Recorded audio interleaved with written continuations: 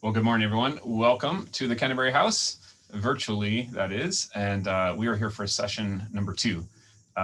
Nate Herzog is with us to talk about the interplay, the relationship between Christianity and Confucianism.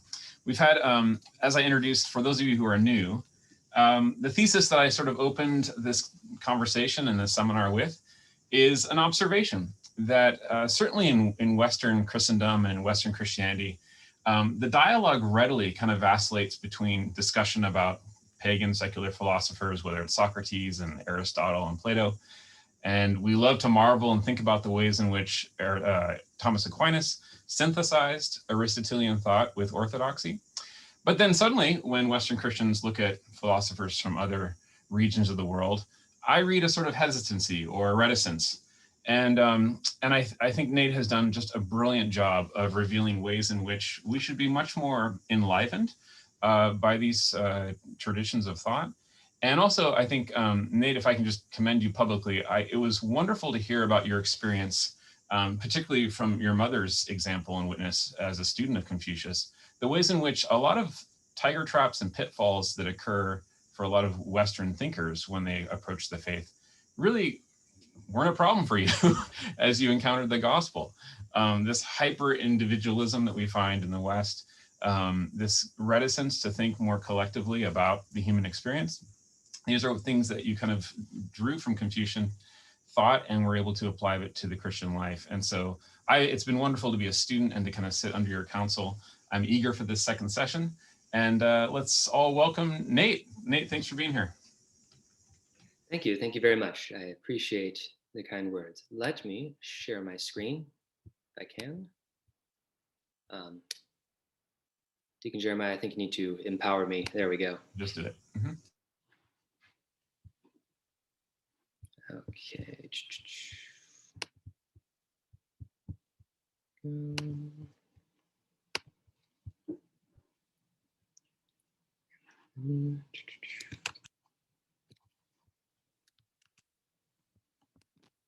Apologies, everyone. I'm using Esther's Mac, and I am not super proficient with Mac, so. You're doing great. All right, here we go. We're there now. All right, let's begin. So this is part 2 of our previous talk about Confucianism and Christianity. Last time we ran through some of the basics, the basic concepts and understanding. What does it mean to think like a Confucian? What are the basic concepts that Confucius imparts into Asian culture more generally? And then we took it up a little bit through the arrival of the Europeans in the form of the Catholic missionaries, who are the first people to really take a stab at how does Confucianism work with Christianity? And I mentioned briefly that the various dynasties, both in China and in Korea, Vietnam, Japan, and outside, kind of each have their own take on Confucianism. Because Confucius is so explicitly limiting himself in what he's going to talk about, there's a temptation and an ease to take it and mold it into the needs of the moment, whether that's adding it to the latest spiritual teaching or adapting it to the current political situations. So to quote a current contemporary Confucian scholar, "For millennia, we have spoken only of Confucianism of the mind, but now it is time to argue about political Confucianism." And we're going to see a lot of that today. So let's jump ahead to the arrival of the Europeans. I've called this colonialism and nationalism. This is obviously what happens when the Europeans show up. The first thing we should talk about is the Japanese model, this idea. I haven't spoken a ton about Japan already, but Japan is a Confucian society. They don't necessarily look at Confucius the same way that, say, China or Vietnam would, but the ideas and concepts of Confucianism are deeply embedded in Japanese society. If you have learned Japanese language or Japanese culture, you understand that the basic social interactions are governed by these very Confucian concepts of relation and contextual relation. When you're learning Japanese and you say, how do I say X? The answer is, well, who are you and what are you saying it to? What are you saying it about? All of these different words and terms that are not generally applied, but are very specific to the situation. That is one example of the Confucian ethic within Japanese, ideas about social rank, social obligations, very deeply embedded. The Japanese are very Confucian in a way that is different from China, but very distinctive. And Japan is famously, at this point in our story, a closed country. After the end of the Japanese civil wars and the unification, they say, that's it, no more foreigners, we're going to do our own thing. And you have a couple centuries of Japan isolated. And this seems to be going very well for the Japanese, at least at first. But Commodore Matthew Perry comes over from America and opens up Japan. And usually in your 10th grade world history textbook, that's just, yeah, he opens up Japan, done. What we kind of are glossing over is that part of opening up Japan involves Commodore Perry sailing his fleet into Tokyo Harbor and demonstrating his cutting edge technology, these fancy guns that have a very long range and are capable of firing all sorts of explosive and incendiary shells. And isn't it interesting that most Japanese buildings are made out of wood and rice paper? So anyways, about that trade gift. It's not something that is done willingly on the part of the Japanese. And this is a wake-up call to the Japanese to realize, whoa, we have missed something in the last couple hundred years. We got to figure this out. And they have this concept called modernization without westernization. And this is a big one. Throughout East Asia, people are trying to figure out, how do we get modernization without westernization? How do we maintain our own cultural distinctiveness, the things that we like about our way of life, but become strong? And why do we need to be strong? Is it because being weak means that we're going to be snapped up and bullied? Is there some sort of inherently good thing in being a modernized country? These are all questions that people are going to take a stab at. But it is always within this context of maintaining the distinctiveness of the way of life. Nobody wants to become the same as the West, and nobody wants to become a Western puppet. So the Japanese immediately begin their program of modernization without westernization with the Meiji Restoration shortly after this. It's a whole thing we could discuss by itself, but Japan is by and large successful at modernization without westernization. And nobody really even understands quite how successful they are until the end of the 1800s and the beginning of the 20th century, when the world is kind of shocked at how much has changed and how quickly. Now then, pivoting to the Southeast Asian experience, I can speak a little bit more to this personally, my family being Vietnamese. In Southeast Asia, you have a very different dynamic than either Japan or China, because in Southeast Asia, the Europeans come and they conquer, and that's it. In Vietnam, the French basically just realize, hey, we could conquer those people and make them work for us and take all their stuff, so we will.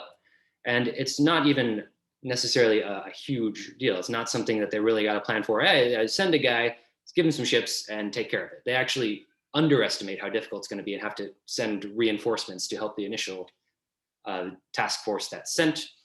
You have this little picture, this fine European style commemorative portrait of the surrender to their admiral, obviously making it look like it's a very peaceful, fairly orderly affair.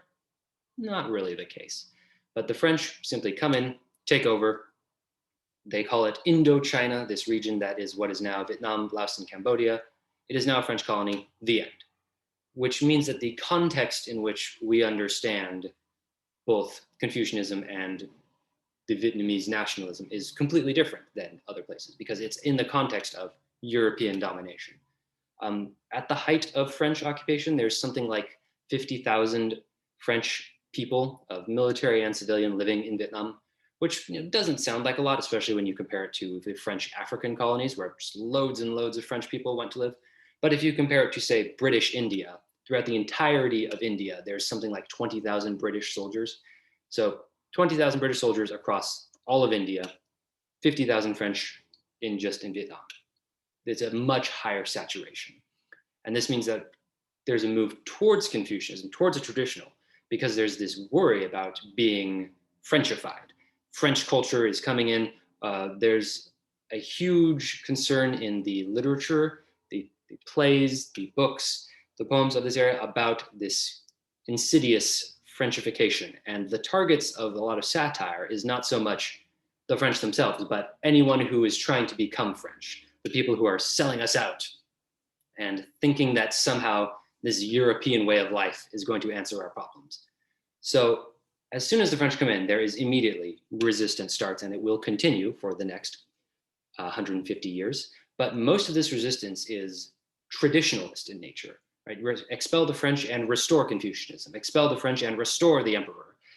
This is not the way that the revolution ultimately goes 150 years later. But for a long time, the people who are resisting are the traditionalists, the conservatives, the right-wing hardliners, whatever you want to call them. This is replicated kind of elsewhere within Southeast Asia to greater and lesser degrees. But the theme is because of there's European direct control, direct settlement, we are turning back towards the traditional, towards our Confucian understandings of ourselves as a means of rejecting Europeans. Now, the situation in China is a bit different than this. And this is usually the one that's going to get most of the screen time if you read about this era, simply because there's way more people in China than in Vietnam and Japan. And there's a lot of stuff that gets translated. It's very popular. To super summarize, the final Chinese dynasty is called the Qing Dynasty, and they are not a conventional Chinese dynasty. The Qing themselves are Manchu, this northern steppe tribe, kind of like the Mongolians. They've been on the periphery of Chinese culture, but they're not really Chinese. They're not part of China. And they have, like the Mongolians, taken this opportunity to invade, set themselves up as the new rulers. So they are in this weird place where they have decided to try to prove their legitimacy by being the most traditional of the most traditional. You say we're not Chinese, oh, we'll show you. So they are trying to be very Confucian, very Chinese, all of the intricate little details and rituals, and they are pushing a very narrow interpretation of Confucianism and Confucian political thought, really emphasizing things like the hierarchy and the submission to the rulers. They're not able to allow what we would, in Confucian thought, think of as like the full amount of reciprocity. They're not comfortable enough to really allow people to rise and fall on their own merits. They're not allowing the Confucian exam system to be completely open. They're not allowing the sort of normal degrees of decentralization, as we might call it, that Confucian thought would lead you to. It's a very, very specific, culturally conservative, politically structured idea of what Confucianism teaches. And so it is in response to that, on both one side and the other, that the Chinese responses are going to come. At first, of course, there's not a huge push against the Qing dynasty because they're in charge. What are you going to do? They are the boss. There are a lot of people who do not like the Qing dynasty and the Manchus. Dr. Sun Yat-sen, the eventual revolutionary founder of China, he does not consider the Manchu to be Chinese at all. Part of the program of restoring China involves driving out these Manchu barbarians and restoring good, true China. But for now, they're in charge, and that's not changing. They're the emperor. What can you do? Until the first Opium War, which, if you're not familiar, the British are making a ton of money selling opium to Chinese people. The Chinese emperor is realizing, on the one hand, we're losing a lot of money going out of the country, and two, we have this opium epidemic. It's destroying society, it's destroying the country. This is no good. So he says, hey, I'm the emperor. Britain is no longer allowed to sell opium in my country. That's the sort of thing an emperor is allowed to do. The British are, of course, absolutely furious that someone has interfered with their God-given right to run an international drug cartel. They declare war on the Chinese. And this war, in the Chinese perspective, who even cares? This is item number 142 on the agenda. Send some people, deal with it, not a problem. The British are confident that they can win, but they think this is going to be tough. We really got to use everything we've learned from Napoleon, use all our powers, but we can win. We must protect our opium sales. So to everyone's surprise, it is an absolute smashing victory by the British. British armies of a few thousand defeat Qing armies of tens of thousands. Fortresses that are supposed to last for years and years against any attacker are destroyed in 9 minutes. It's an absolute humiliation for the Qing dynasty. And when the dust settles, the British say that not only will we continue to sell opium, not only will we continue to do what we were doing before, but you're going to compensate us for this tremendous inconvenience you've caused us. We're going to get some additional rights, some additional trading privileges. You are going to give us Hong Kong, that's ours now. And that sets the tone because all of the other European powers realize, hey, these guys are not the invincible ancient empire. We can get in there and bully them and get some stuff for ourselves. This is called the century of humiliation and the unequal treaties because European powers are able to come in, arrange these treaties with the Qing Empire where the Europeans get some rights, some privileges, maybe a city or a zone of a city to call their own, and the Chinese get in return absolutely nothing. This makes the Qing look weak. There is increasing resentment. Also during this time, of course, you have some of the various normal fluctuations of pre-industrial life.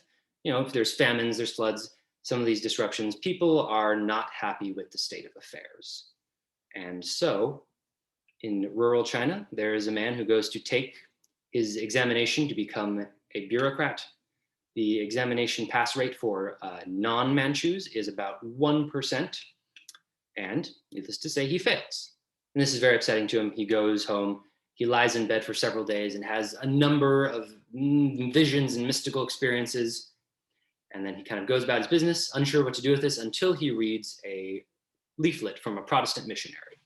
And that's when it all comes together. He finally understands. He says, I know what I saw. I am the younger brother of Jesus Christ, and I have been sent by God to establish a heavenly kingdom in China. And there will be no opium, there will be no foreigners. We will kill every single Manchu that we come across. We will ban almost any kind of interaction between the various genders. It's going to be great. And so you might say, okay, obviously crazy, but you know, there's a lot of crazy people out there. But this really takes off. He comes in at just the right time to start what's called the Taiping Rebellion. At its height, this turns into a complete all-out civil war between the quote-unquote heavenly kingdom and the Qing Dynasty. There are about 6 million soldiers involved in this war, about 3 million on each side. There's devastation and famine and economic disruption. And obviously it's very, very difficult to get any sort of exact numbers on what the true human cost is. But credible historians will give you a number somewhere between 20 and 30 million people dead as a result. There are some Chinese historians who will even go as high as 70 million. So needless to say, there's basically a world war's worth of death happening just in China in about a decade.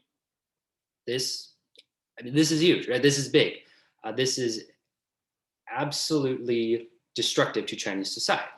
And one of the things that the Taiping Rebellion is based on is a complete rejection of all traditional Chinese forms.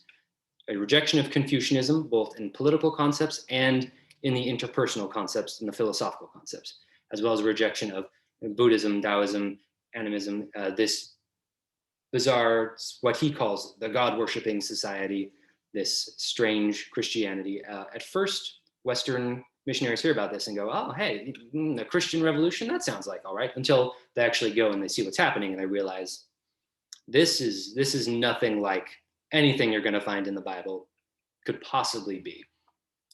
Eventually, the Qing Dynasty is able to put down this revolution, but at enormous cost. And the Qing Dynasty is teetering on the brink of collapse in this moment. And I think as a side note, we should consider how this makes the role of both native Chinese Christians and Western missionaries extremely difficult in the coming decades. If you come to people and say, hey, have you heard the good word of Jesus Christ? And they're going to say, yeah, I've heard enough. Thank you. Get out of our village. You can see how many of the greater anti-Christian movements, such as the Boxer Rebellion in China, they're in large part spurred not simply by a resentment of Westerners, but also by the fact that some guy who said he was a Christian came and killed 20 million people. And what do you have to show for it? This is obviously not something that really gets talked about a lot because, I mean, how do you wedge a concept like this into your 10th grade world history class? But it is difficult to overstate how absolutely destructive this is to not only Chinese society, you know, in the political sense, but the culture and the fabric and how people understand themselves and what's going on around them. So in response to this, one is a lot of people say the Qing Dynasty, its time has come. Let's get them out of here. It is time for some sort of revolution. We'll get back to those people in a minute. But the Qing Dynasty themselves, they're not just sitting there going, oh, geez, what can you do? They see that there is a problem and they know that something must be done. And there is one particular faction under one of the princes, Prince Gong, who launches the self-strengthening movement. And this concept, self-strengthening, the term actually goes back to the book of changes, the I Ching, which is this ancient classical, somewhat mystical Chinese text. So Prince Gong is deliberately couching his reform movement in ultra conservative terms.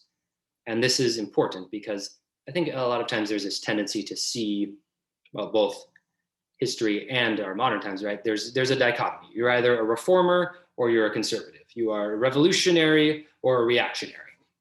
You're one way or the other. But within the Confucian tradition, there is a very big spot for the imaginative conservative, we could call them, right? The reforming reactionary. These people who say we must go back to the old, and then when they do, they find something fresh and new in a certain way. The self-strengthening movement is all about modernization without westernization. Prince Gong is very clear. Confucian order, Confucianism, it's great. He loves it. We need to keep that. But we just need to make a couple changes. Confucians study the classics. Great. We can study a few more things. We need to update the military. We need to change some things about economics and the institutions of trade policy, but everything is going to maintain its essentially Confucian nature. So the self-strengthening movement begins, and it's quite successful. Proper historians don't like it when you make broad, suppositional what-if, alternate history statements, but I'm not a proper historian, so I can say whatever I want. And I will say that if it hadn't been for the self-strengthening movement, that would have been the end of the Qing Dynasty right there. Instead, he pulls it back from the brink. The self-strengthening faction is able to revive the fortunes of the Qing Dynasty, and it lives to limp on into the 20th century. Ultimately, what brings down the self-strengthening faction is somebody who is already self-strengthened, the Japanese. In the 1890s, the Japanese go to war with China in order to take over Korea. They decisively defeat the Chinese army, and that gives the court politics enough faction to overthrow Prince Gong and the self-strengthening faction. And so this almost successful attempt is defeated. It is an interesting what if. What if China was able to complete it? What if China did what Japan did, the completely different 20th century? But this is not the case. And this is the moment when a lot of Asians realize that Japan has done it. Japan has accomplished modernization. They've got the army, they've got the industry, they've got the economic power. Europeans don't really realize it yet. They will in about a decade when Japan does the exact same thing to Russia. But that is yet to come. Also at this time, Japan takes over Korea. Korea is a traditionally very Confucian and kind of in the Chinese orbit, but not part of China, very much not part of China if you ask the Koreans. And they have had a very, I would say, organic and somewhat pure understanding of Confucianism. It's not being layered onto pre-existing concepts in a lot of the ways that it is in, say, Vietnam or Japan. Korea's Confucianism is, of all the Confucianisms, I'd say, is probably the interpretation that Confucius himself would most recognize and most approve of. But unfortunately for the Koreans, Japanese are now their imperial overlords, and it is not going to be a good 50 years or so for the Koreans. But back to China, the self-strengthening movement is defeated, and this attempt to revive the Confucian orthodoxy is dead in the water, which leaves only the other angle to take, the revolutionaries. Now, chief among them is Dr. Sun Yat-sen, who is, of course, the successful revolutionary. You see him here in this picture, the one seated. Sun Yat-sen is an incredibly good speaker, an incredibly good fomenter of dissent. And he's able to assemble these very broad coalitions of people. Sun Yat-sen is moderately critical of Confucius for this reason. Sun Yat-sen believes that nationalism is the key to Chinese future. And he says Confucianism is a problem because in China we have familyism and we have clanism, but we do not have nationalism. He sees that this understanding of the family as the basic unit of society is holding them back. We need to embrace this new nationalist perspective. That is why the party he eventually founds is called the Nationalist Party. This is kind of one of the key points to his philosophy. Of course, his philosophy is somewhat vague, which is why you can go to both Beijing and Taipei and they will say, yes, we are the ones fulfilling Dr. Sun Yat-sen's vision, not those other guys. So there is a certain wiggle room that you have with Dr. Sun Yat-sen. And like everyone who is moderately critical of something, he doesn't like it when people get more critical than him. So there are a lot of people who are 100% anti-Confucius. Get rid of Confucius. It is holding us back. It is this inherently culturally conservative anti-innovative thing. A lot of these people are coming from the nascent communist movement. And Dr. Sun Yat-sen does not particularly like that and agree with that. He is willing to some degree, make peace with these people because he's trying to assemble this broad coalition. And this broad coalition is able to strike in 1911 in the Xinhai Revolution. And this is the moment when everything comes together, all of these different factions, the military, everyone agrees that the Qing Empire has had enough. It's time for them to go. They overthrow the Qing Empire. A Republic of China is proclaimed. This is often called the Baon Government. And if you are saying, I've never heard of the Baon Government, well, there's a reason for that. Because as soon as the Qing are gone, all of the revolutionaries realize that that was the only thing they had in common. No one really agrees on what the future looks like. So this devolves into what's called the Warlord Era, where there's all kinds of little individual strongmen and warlords all over China. Each warlord kind of goes out of their way to develop their own specific brand of not only governance and political philosophy, but also like their personal brand. And they put a lot of effort into these like big personas, so you can know who they are and what they're doing. It's a very interesting and peculiar time in Chinese history. And if we had time to talk about it, I would love to, but we're going to skip a little bit past that just to say Dr. Sun retreats down to his power base down in the south, and he puts together this nationalist party, which is a very, very broad party, as I said. So there's this talk of within the nationalist party, within the Kuomintang, there's the right Kuomintang, and there's the left Kuomintang, and then there's also the Chinese Communist Party. He invites them in. So even to the left of the left Kuomintang are the communists. Everyone's in here, everyone agrees, everyone's rallying around Dr. Sun Yat-sen's big tent idea that is a little bit critical of Confucius. Dr. Sun Yat-sen dies of cancer, and the right wing of the Kuomintang is the one that comes out on top. The left side is either they just kind of fold into the right or they quit. The guy who takes over is the man you see standing in this picture beside Dr. Sun Yat-sen. One Zhang Ching, who is called Chiang Kai-shek in the West for some reason. Zhang Ching is very different than Dr. Sun. One, he does not like people who are critical of Confucius. He thinks Confucianism is good and is an essential part of Chinese society and must be understood that way. And two, he doesn't like communists. That is his number one goal, is to get rid of the communists. So as soon as Zhang Ching seizes control, he immediately says, focus all the effort on getting rid of the communists. We're going to fight them. That's our top priority. Now, skipping ahead, we obviously know that there's the Japanese invasions, there's World War II, there's the Chinese Civil War, and ultimately, Zhang does not defeat the communists. He ends up fleeing to Taiwan. But within Taiwan, we do see something of Zhang Jie's specific understanding of Confucianism as the essential backbone of Chinese culture. Another interesting thing about Zhang Jie is that in 1927, he becomes a Methodist Christian. And at the time, a lot of people thought it was sort of a publicity stunt, a way to ingratiate himself with Western powers. But now that we have access to some of his personal papers and journals, he does seem to be pretty authentic in his desire. He sees that his thoughts about Confucianism and his understanding of society have naturally led him to Christianity after spending the first part of his life experimenting with Buddhism and all the other traditional Chinese isms. So he sees no conflict in this. Zhang Jie is an immensely interesting character and very tragic, very conflicted. There's a lot you can criticize him about him. There's a lot that he seems to do well, but he embarks Taiwan on this rather specific understanding where Confucianism is not something that we should be worried about. It's something that we should embrace. It's something that we should lean into and makes us distinct from non-Confucian peoples. And this is a theme we will come back to. And looking at modern Taiwan, you say, he might have been onto something, right? But as we said, the Civil War is won by the communists, and the communists of China, by and large, do not like Confucian, right? Confucianism is a tool of the oppressive bourgeois class. But there is one big exception, a guy I'd really like to talk about, a guy named Zhou Enlai. Zhou Enlai is a thorough communist. He is in the party longer than Mao. He's actually one of the people who says, hey, this Mao guy, you should check him out. I think he's onto some stuff. But Zhou Enlai does not come from a peasant background or a worker background. He comes from a long line of imperial Confucian bureaucrats. If the empire had never fallen, he would be another imperial bureaucrat, the mandarins they're called. And Zhou Enlai sees his role as a communist in the lens of Confucianism.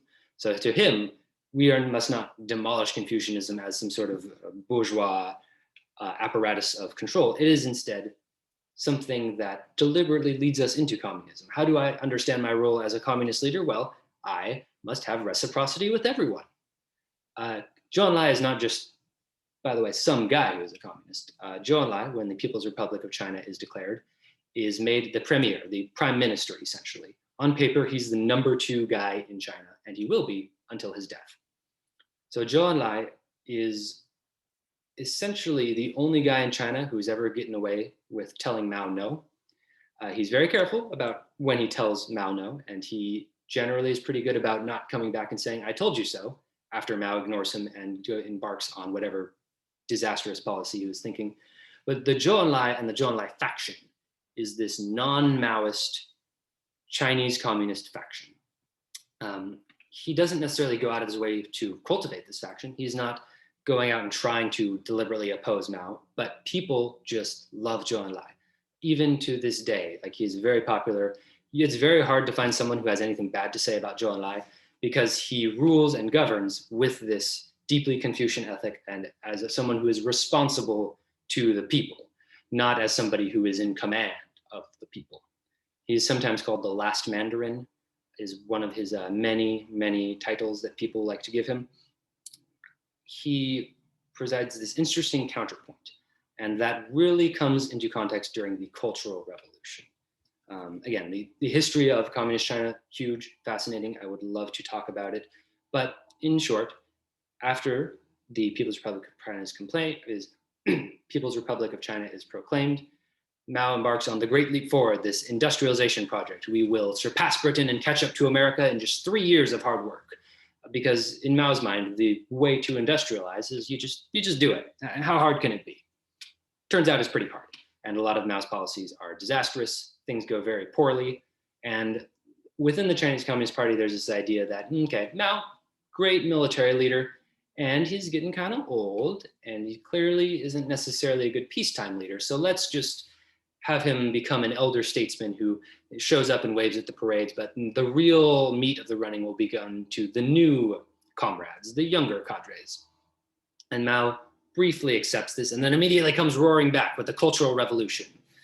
The Cultural Revolution is primarily about factional party politics.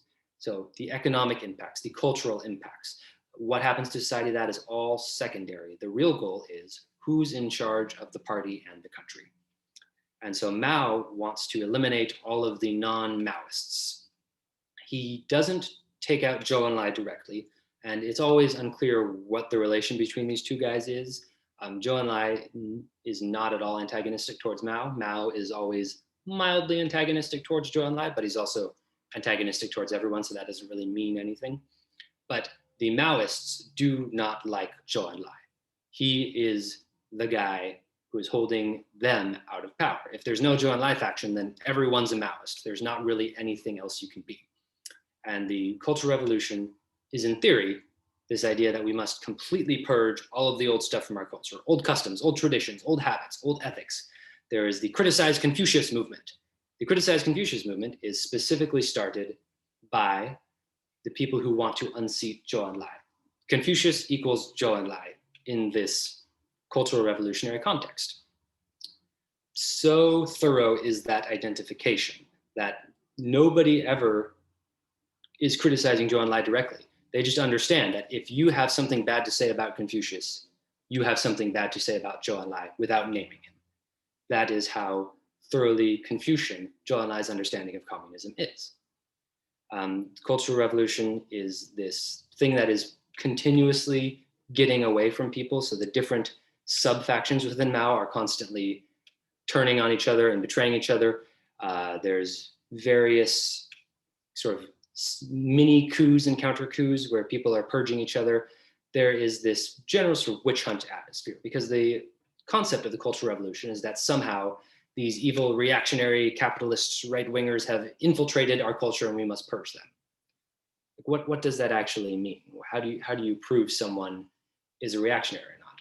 So there's these big, gigantic struggle sessions where people are accusing and counter-accusing, and whoever can most convincingly accuse can get the other person removed or subjected to some manner of public punishment. Mao makes a specific point to reach out to the youth, and the Red Guards, a very famous faction of young people. I mean, we're talking like teenagers, early college students. He says, don't worry about school. Get out there, put on your Red Guard uniform, and go out, purge the country. There is an extreme anti-intellectual bent to this cultural revolutionary movement. At certain points, normal schooling is stopped, and the only school you have is political revolutionary school, where we all chant Maoist sayings and sing the songs, but there's no like actual learning going around. Illiteracy rates go through the roof. There's a lot of crazy, wacky stuff going on, and all of it is about trying to purge the non-Maoists, such as the people associated with Zhou Enlai. A lot of people close to Zhou Enlai get either killed or purged or sent to the camps. One guy who is constantly being sent into the labor camps is a guy named Deng Xiaoping, and then Zhou Enlai always kind of puts in a good word for him and helps him get released early on good behavior, which infuriates Mao, because Mao does not like Deng Xiaoping, does not like him at all, can't stand him. He wishes he could get rid of him, but he just can't quite ever make it stick. And there's a pun that doesn't translate into English with Deng Xiaoping's name about how Mao makes about how much he hates him, and he's this little bottle that every time he knocks over, he rolls back up, which is just a pun based on Deng Xiaoping's name. So within this context, people are criticizing Zhou Enlai. There is this massive cultural revolution. One of the great leaders of the cultural revolution, as Mao gets older and older, is Mao's final wife, a woman named Zhang Ching. And I'm telling you that name for a reason, so keep the name Zhang Ching in mind. But she is leading the specifically anti-Zhou Enlai charge. And she is one of the drivers behind the criticized Confucius movement. And I want you to consider what this does to society. Zhang Ching and Mao did not consider what this would do to society, but I think we should. You have an entire generation of people where you tell them, forget the old ethics, forget the old ways of thinking about the world and understanding. Also, someone among us is an evil capitalist spy. We must fight them. We must fight them with violence. We must go out and find wherever they are else out there with violence. Destroy the old ethics, destroy the old understanding, rebel against everyone who is older than you, rebel against everyone who is younger than you. And then within that context, obviously, there is immense economic and social upheaval. There is a spirit of fear, of distrust. There is a lot of famine, economic disruption, privation. What does that do to a person if those are your formative years? So there's an entire generation within the People's Republic of China that was their formative years. And even when you come out of it and you can say, all right, the red haze has receded, I can think about this a little more rationally. What lessons do you learn? What stamp does that make on you? There is this huge fractured disconnect between the grand tradition of Chinese culture and modern Chinese culture that happens right here. There's a lot of supposition and finger pointing you can do about the modern state of this or that social issue in the People's Republic of China that you can point right to here. Ultimately, the Communist Party will declare that the Cultural Revolution is the greatest mistake that has ever been made in the history of China. To close out Zhou Enlai's story, although he is embattled, he himself is absolutely unimpeachable, both in a literal and figurative sense. He dies of cancer while in office, and his memorial address is given by Deng Xiaoping. People attend this, millions of people want to come to pay their respects.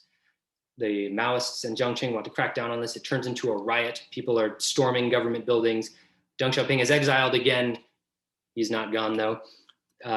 Ultimately, when there's the sense that things are getting too far and Mao himself dies, Deng Xiaoping is the one who sneaks back in and takes control and outmaneuvers all of Mao's chosen successors and definitively makes the move away from Maoism towards the new China, the so-called socialism with Chinese characteristics. Deng Xiaoping is a really interesting guy. He himself, I wouldn't say he is Confucian. I wouldn't be able to say what he is. His style is the exact opposite of Mao. You never really know what he's thinking, but in a way, it is the Zhou Enlai faction that wins. And Zhou Enlai himself remains this figure of pure idealized synthesis of the Chinese way and the communist teaching. And we will come back to that in the future.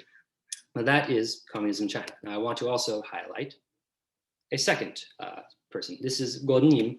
Go Nim is probably unknown to most of you. Go Nim is, much like Zhou Enlai, a Confucian bureaucrat. He is from a long line of Mandarin bureaucrats who serve the emperor. He serves the emperor of Vietnam.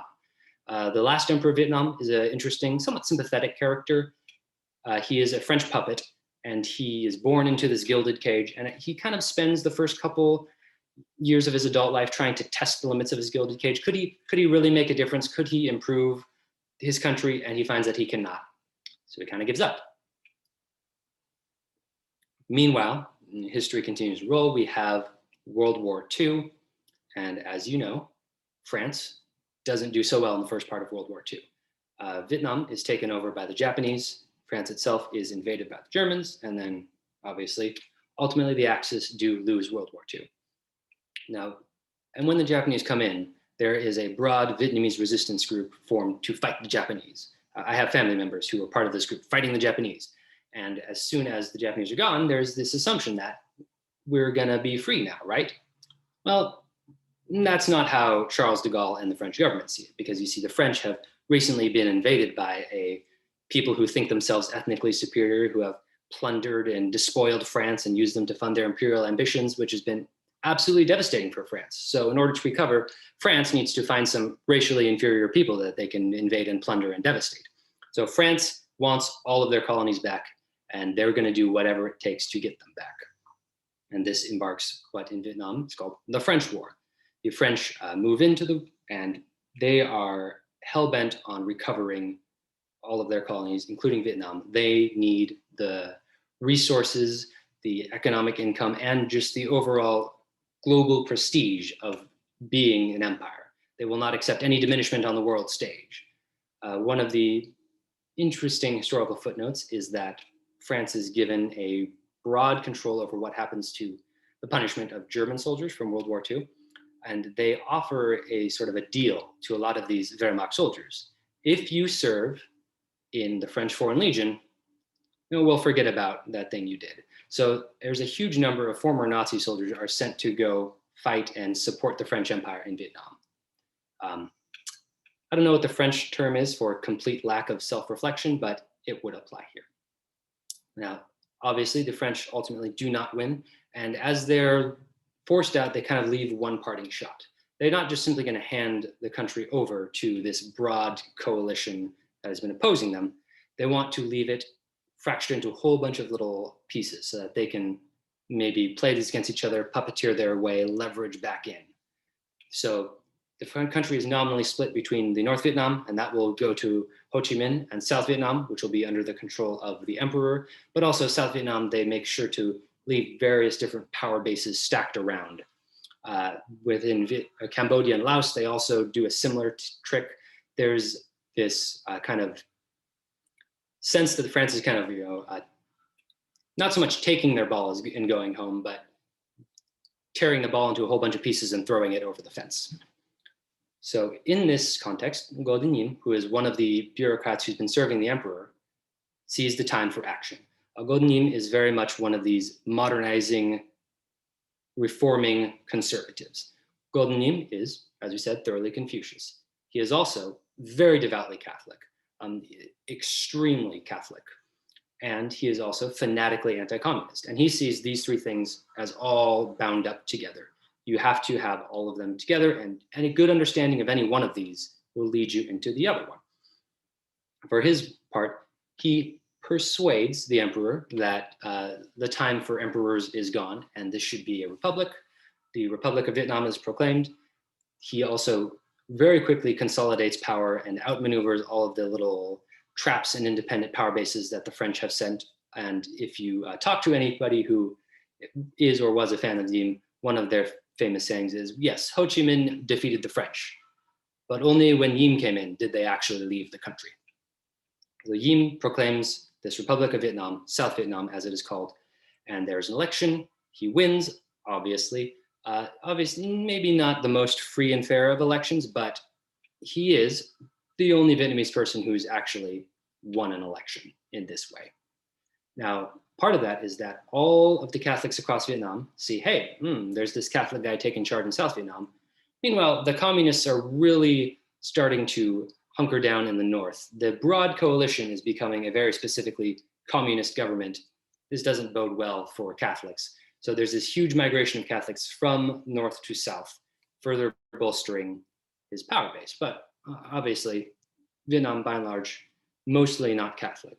So how do you have a country so divided? What is the answer? The answer is Confucianism. The basis of the national identity of Vietnam is this Confucian understanding of who we are. This will enable us to achieve democracy, but on Asian terms. This is, again, modernization without Westernization. Diem wants to have this idea where you can not so much have out and out Western style nationalism, but broad Confucianism binding the people together. And arguably, he's making quite a lot of success. It's a very complicated thing, and I could talk for hours about it. But his success, his failures, his issues, it all comes to a screeching end when another Catholic president, somewhat less devout, named JFK, thinks that he's not being cooperative enough. He doesn't like liberal democracy on Asian terms. JFK wants liberal democracy on his terms. So he signs off on a coup that has Diem removed and killed. Kennedy is very shocked that after approving a coup against a guy, the guy would get killed. Kind of an interesting judgment choice there. But this is kind of a huge turning point in the fortunes of South Vietnam. To quote one North Vietnamese, the ousting and killing of Diem is the greatest mistake the Americans ever made. So unfortunately, this tale ends here. But I would like to take you to our third and final perspective to look at, Lee Kuan Yew.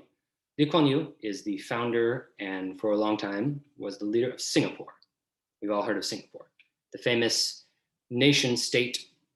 Singapore is one of the only places in the world that has been forcibly made independent rather than earning or fighting for their independence. Singapore, part of the broader British Malaysian territories. There's too many tensions between Singapore and Malaysia, so they get kicked out to be their own independent nation state.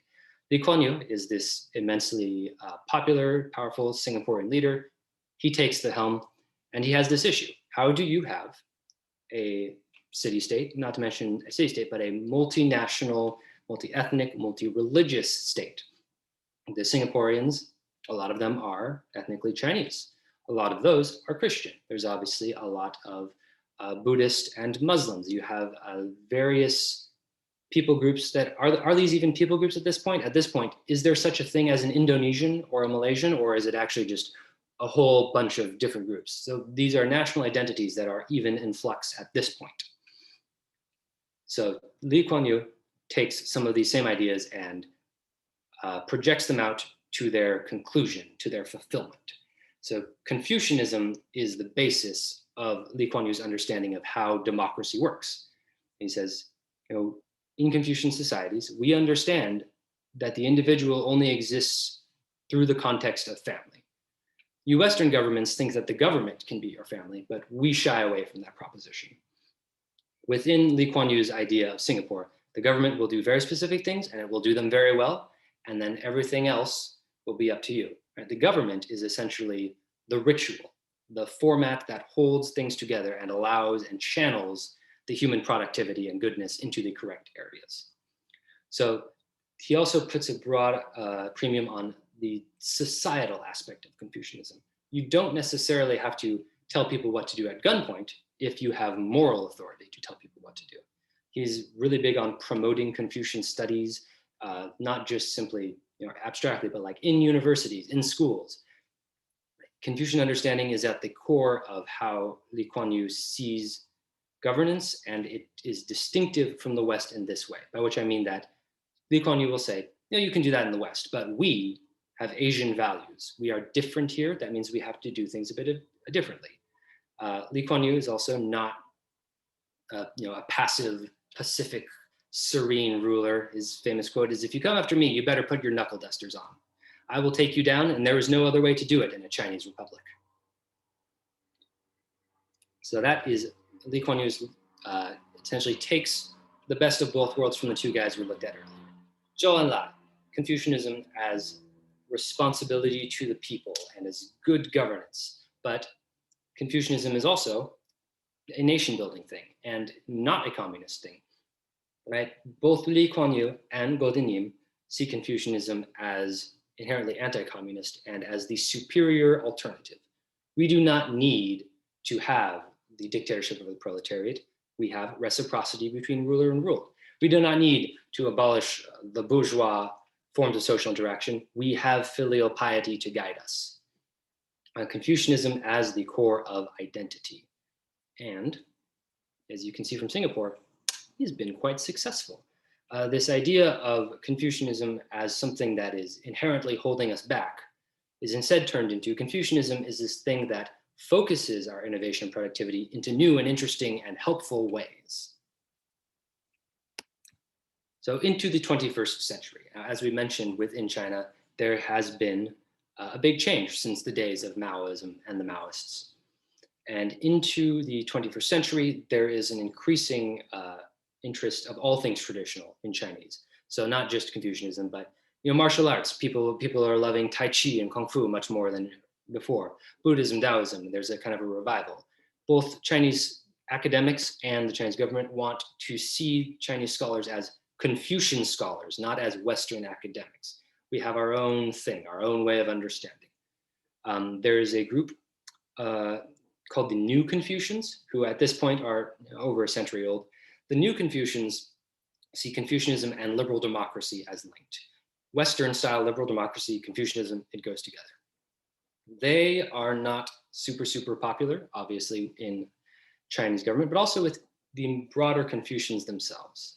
But the thing is that I've noted here Confucians as a policy tool for both the People's Republic of China and for other Confucian societies. Confucius is a national symbol, both on the world stage and internally. But the problem there is that you can't big up Confucius and say, yes, Confucius, yes, Confucian scholars, that's an integral part of what we have, and then tamp down on all of the Confucian philosophizing that's going on. So the People's Republic of China has in some ways painted themselves into a corner on this one because you have quite a lot of Confucians saying quite a lot of things that don't align with communist thought, but you can't exactly put the rabbit back in the bag right now without walking back your entire Confucian policy tool. The picture here I have is the picture of the Confucian Wenmiao, the Temple of Literature, it's somewhat called, in Shanghai. It is a beautiful place. If you ever had the chance to go there, it's also one of the largest book markets in Shanghai. I have been there. I really deeply enjoyed it. And there is an authenticity to it, even in the 21st century, that you don't find in many of these, say, Buddhist or other religious institutions in China, because the continuity has been broken. With Confucius, there still remains, even through the Cultural Revolution, a thread of continuity that goes all the way back. And now the Chinese Communist Party wants to use that to bolster their legitimacy. If we're not going to be this ideological Maoist country, then, well, let's get back to the things that made China, China. I'd like to highlight two contemporary Confucians, one of whom is a so-called New Confucian, one of whom is not. Yao Zhangqiu is a New Confucian, and he is the most traditional of the most traditional. He wears the robes. He does all the rituals. You can't criticize him on that point. And part of the reason some say he does that is because a lot of his stuff is a stretch for Chinese society. So he is a big fan, for instance, of Austrian economist Friedrich Hayek, who is somewhat of a darling among American libertarians. And he says, yes, Friedrich Hayek helps you understand the Chinese soul, because Hayek tells you freedom comes from tradition and planning leads to repression. He sees that Confucianism and liberal democracy are inherently linked, and that this runs through the entirety of Chinese culture. He says the I Ching, the Book of Changes, this ancient mystical book full of ideograms and geomancy, is directly an allegory for the modern liberal democratic nation. He is really interesting, and he only writes in Chinese, so it's a bit difficult to recommend any of his stuff to you. But he is one such guy who is out there, and he is very open, very public, and pushing forward this idea that Confucianism and Western liberal democracy are compatible from the very start. Now, against that, I will put a guy named Zhang Ching, and I like him partially because the name written a little bit differently, but it's a homophone with Mao's wife, and he is the absolute opposite because he says we must not teach Marxism in schools, we must teach Confucianism. This dialectical materialist understanding, it's not Chinese, it's a European import. Get that out of here. Confucius is the way we can understand the Chinese soul. We have to understand through this framework, and that is inherently opposed to the materialist Marxist framework. Zhang Ching is not a new Confucian. Zhang Ching is a traditional Confucian who says that, yes, we will have democracy. That is a good idea, but it's going to be a Chinese style of democracy. He has very extensive plans of this like three-way parliament and all of these different branches of government. It's something that is, on the one hand, very different from what you would see in the West, but also very different from what's being done in China right now. And he is the same homophone with Mao's wife, which is just such amazing dramatic irony, I think. And obviously both of these guys, right, they're not in positions of power. They and many of the other modern Confucians are not about to seize power and implement their vision. But then again, this time 100 years ago, neither were the Chinese communists. It is going to be interesting to see where things go, especially as the current Chinese Communist Party is grappling with the Confucian legacy and their own legacy. How do you have the power of Mao, but the presence of Zhou? So one quick word I would like to say about some of the contemporary personal issues that you would have, I think, as a Confucian Christian. And there's two that really come to mind. So one is this deification of Confucius. Various interpretations have said, yes, Confucius, let's pray to him, let's worship him. Within the East Asian understanding of the person, when a person dies, they don't go off to some other realm, right? That's a very Greek Platonic idea. When a person dies, you're still around. So you can go and ask them for something, right? If someone was powerful in life, surely they will be powerful in death. There is this move then to offer prayers or offerings or whatever to Confucius. As a Christian, I think like this is an easy one to deal with. You just don't, right? Someone says, let's pray to Confucius. You say no, right? They say, is Confucius some sort of divine sage? You say no. And he said that himself. So checkmate, an easy move there. A more difficult one is the broader ancestral offerings. I have included a picture here. Actually, I am the photographer in this picture. This is in Vietnam when I was there. These are some family friends. And if you are Asian, you know about the spring tomb cleaning ritual. Go and clean the ancestral tombs. I was in the area as I went to help them out. Part of this is cleaning and beautifying and brushing up the whole ancestral graveyard. And also, they want to leave offerings to the ancestors. Now, there is very helpfully an entire Bible passage about eating food sacrificed to idols and how we are to understand this, and very helpful. So you can, in my mind, directly draw from that passage. What exactly does your conscience bear? And I think for some, like I said, I will brush up the tombs and make them neat. That is an important ritual. I'm not going to offer any offerings. I'm not going to offer any prayers, but there's an important showing of respect, an important family gathering and family activity and bonding that happens here. For some, maybe this is a step too far. But in the end, if we acknowledge that the spirits of the ancestors are not a real thing in this understanding, what is an idol, as the epistle says? It's always funny when that verse gets preached, because the preacher will always say, this isn't something we deal with in the modern times, but for millions of us it is, and it is kind of a sticky situation, and it's something that you have to kind of work through yourself. But I think this is not an insurmountable issue to the modern Confucian. Also, I will say this is not specifically Confucian. Everyone you see in this photo would consider themselves to be Buddhist insofar as they would consider themselves to be anything. That's why you see the Buddhist good fortune symbol on the graves there. This is sort of a pan-Asian thing. It's not something that Confucius himself teaches, but it is something that he certainly would have known about in some aspect.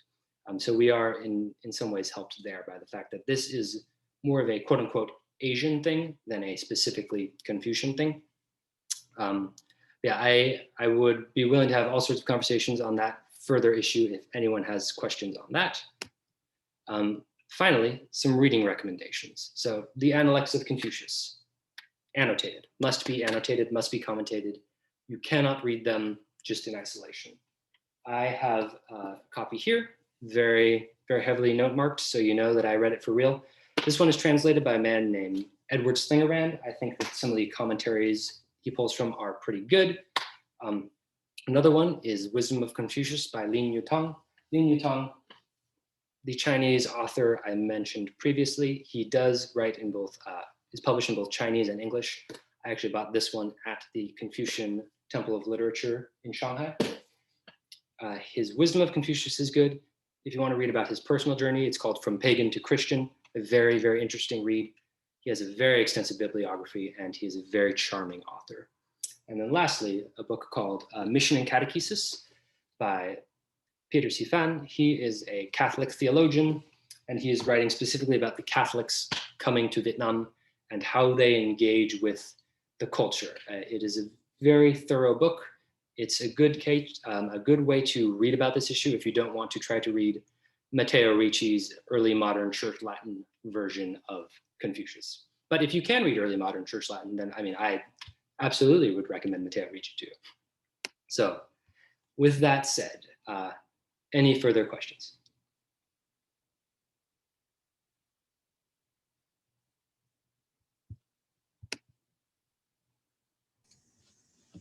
Nate, out of the gate, I have two questions for you. First, do you think, is there, to your thinking, a kind of equivalent to a Thomas Aquinas who is looking at Confucius thought and thinking about ways in which it speaks to Christianity and Christianity speaks back, a sort of synthesis intellectually? And I think also just what takeaways would you offer to us, all of us as disciples of Jesus who, I think, as I mentioned, as we see the faith really take root in the global South, and I think in the East in ways that we see it wane in the West, I think it's just vitally important that we're aware of Confucius thought and its philosophy. So what counsel would you offer for us? Those two questions I'd love to hear from you. Thank you. Yes. So in terms of systematic synthesis, a la Aquinas, I can't point to any one specific person, and it's tricky because you do have distinct Catholic and Protestant takes on it, which there is. So the Catholics have done a tremendous amount of work, but you may not necessarily be down with all of their theological interpretations. Matteo Ricci is kind of the original, and his letter is kind of written, he writes specifically to the Pope, being like, hey, you got to do this. So he is a good course. I think that actually Alan Sifan, who is a Catholic theologian, not necessarily a guy that I would necessarily completely agree with theologically, but in systematically taking the interaction, I think he does a pretty good job of showing where the things meld. One of the tricky things about doing it with Confucianism on a systematic level, the way Aquinas is that you can't simply say, here are the writings of Aristotle, and that's it, right? We're done. It's such a different sort of ism, and it is this living dynamic thing that has so many interpretations across Asian culture. The way that someone coming from the South Vietnamese Confucian tradition would have it might be a little bit different than someone, say, who is Korean. In terms of the council, I think one thing is that I personally find the understanding of the self and the understanding of relation to be much easier and much more of a loving in the Christian sense of putting the other person first than the hyper individualist Western way. It's obviously there's a certain benefit to being able to keep your eye on both and being able to have both perspectives. It's the same as knowing another language. You can think about things that are the same thing, but in a completely different way. I think also there's simply just this aspect of, this statistically, drawing out trends into the future, most Christians are going to be thinking this way. This is, the upcoming theological works of the next century are going to be couched in Confucianism instead of being couched in Plato and Aristotle. Even just being able to know being able to dialogue with what's going on. I couldn't agree more, and it's why I'm so grateful for the information you provided, and just the depth of research and knowledge you've conveyed has just been magisterial. It's been great, so thank you, Nate. Kyle has a hand raised. Kyle, what's your question? Oh my goodness, I'm very bright. Sorry about that. I didn't get my lighting thing set up. Well, first of all, Nate, thank you so much. I am not a student of all the stuff you talked about, so I just found it all very, very fascinating. If you ever want to learn about databases and programming APIs, let me know. We'll do a trade. I have a kind of a trivial question and then a little bit more serious one. That symbol that was on the grave looked an awful lot like a swastika. What was that about? Yeah. This is the thing, when you ask a question about history, right? Someone says, hey, what's going on in Russia right now? And the person goes, okay, so the Romans, right? How far back do we go? This idea of the Indo-Europeans, right, as this broad culture, is something that actually the British came up with, because they were in India. They were trying to figure out what's going on in India. They sent over a guy who was a linguist and a jurist to kind of translate the Sanskrit texts of Indian law into something that the British could know what the laws were here in India. And as he was translating, he goes, hey, wait a minute. A lot of these words sound very similar to European words. What's going on here? And so he formulates this idea that there was some sort of ancient race of people who was all across this area. And he pulled a ancient Persian word for like noble or like high person. The word is Aryan. So there's kind of this idea of like, yes, there are these ancient, and so then obviously, in the 30s, the Nazis come along and they are very enthusiastic about archaeology, but not particularly rigorously scholarly with it. So they go, okay, so the ancient super race, yep, got it. And then what do they got over there? Oh, that's the symbol. All right, we'll take that. So they just sort of, mishmash all this stuff. And modern Buddhists, especially in Asia, are very upset about that, because this is their symbol. They've had it for thousands of years. And these dang Europeans, they're coming and ruining everything. Okay, wow. All right, thank you.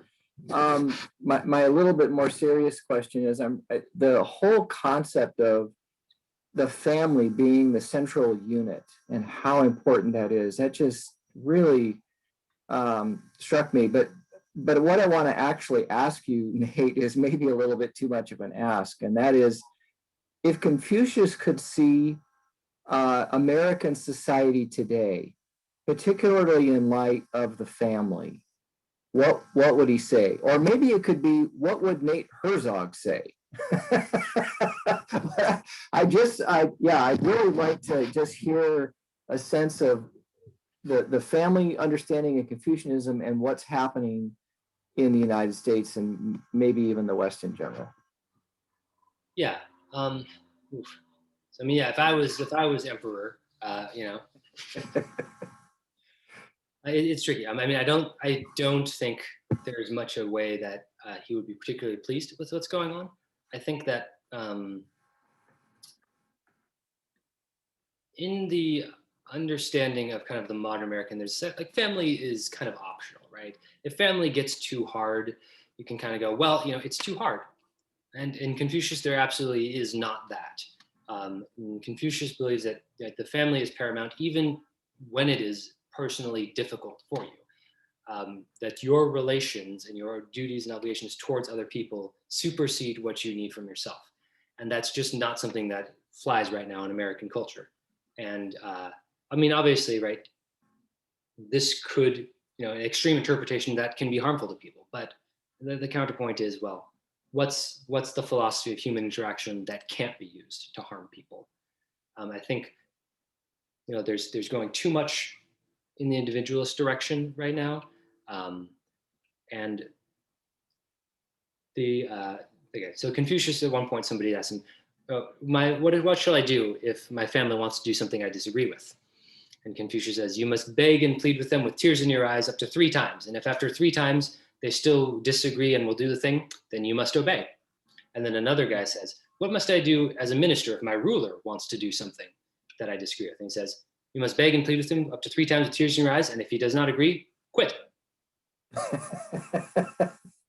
And so that you can opt out of many social interactions, but you can never opt out of family, regardless of whether or not it is good for you personally. And there's a sense that we all have to behave in ways that are bad for us personally in order for it to be good for everyone societally. And that's not something that really works in modern American culture, because there is also no position of moral authority in modern American culture. You kind of have, right? If you see someone doing something you don't like, you have 2 options: either mind your own business or call the cops. All the way one way or all the way the other way. And there are so many things where you need gradations in between. Neither of those is a good option. But if you don't have that, if you don't have these social means of interaction and enforcement, then it's all or nothing. Great, thank you. That's great, thank you. Other questions?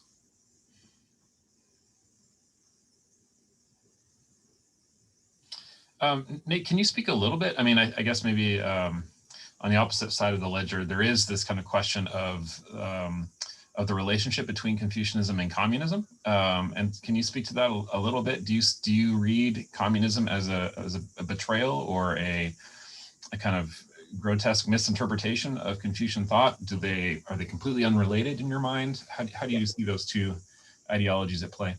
I mean, obviously, so for me, I come out very much of the South Vietnamese interpretation, where Confucianism is anti-communism. We don't need communism, we have Confucianism.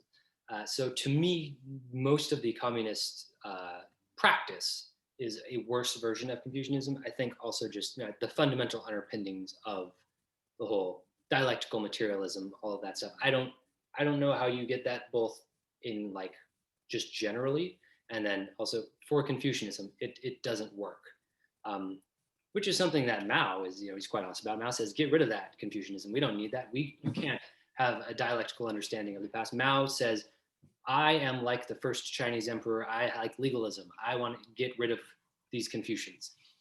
So I think there is this constant attempt to reinterpret Confucianism as communist, both because 1, it's already there in the culture, it's convenient, and 2, because Zhou Enlai is such a winsome character.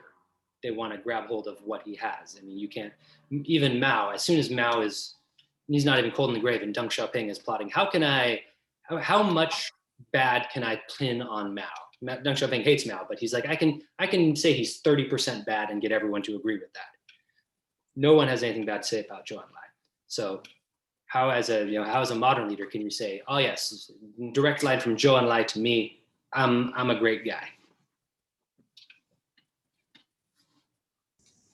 Thank you. Well, if there are no other questions, why don't we close in prayer, and let's just all thank Nate for preparing this seminar for us. It was so rich, and really appreciate your expertise, Nate. Yeah, it's been a grace. Let's pray together. Heavenly Father, I thank you for this day. You've made it, and I pray that we would rejoice and be glad. I thank you for just the presence of mind and the thoughtful care that Nate has invested in the seminar and in enlivening us to a region of thought that we've either neglected or just haven't had exposure to by virtue of our cultural background. I pray that it would enliven us to your truth, ultimately. Give us compassion for our neighbor, a greater understanding of our neighbor, and further love of you and your gospel. We give you thanks in the name of Jesus. Amen. Thanks, everyone. Great to have you in attendance. Have a lovely week.